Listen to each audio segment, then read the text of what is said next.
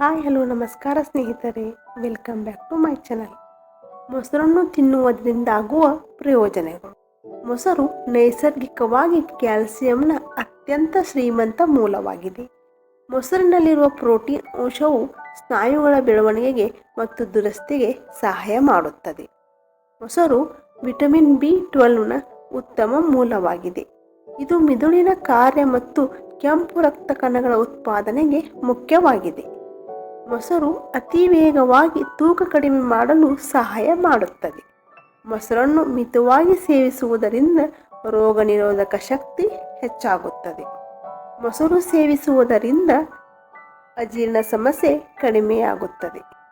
ಹಾಲಿಗಿಂತಲೂ ಮೊಸರು ತುಂಬ ಉತ್ತಮ ಎಂದು ಹೇಳಲಾಗುತ್ತದೆ.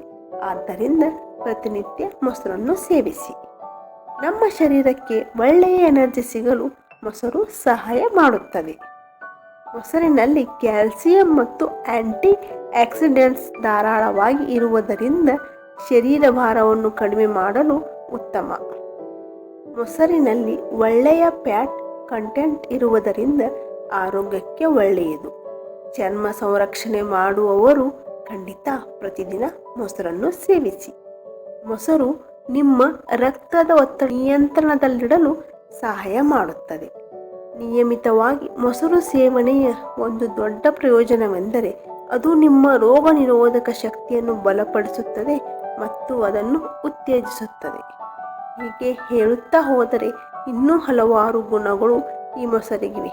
ಖಂಡಿತ ಪ್ರತಿನಿತ್ಯ ಮೊಸರನ್ನು ಸೇವಿಸಿ ಆರೋಗ್ಯವಾಗಿರಿ. ಸ್ನೇಹಿತರೆ, ಈ ಮಾಹಿತಿ ನಿಮಗೆ ಇಷ್ಟವಾಗಿದೆ ಎಂದುಕೊಳ್ಳುತ್ತೇನೆ.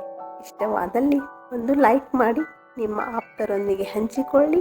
ಮರೆಯದೇ ನಮ್ಮ ಚಾನಲನ್ನು ಸಬ್ಸ್ಕ್ರೈಬ್ ಮಾಡಿ. ಧನ್ಯವಾದಗಳು.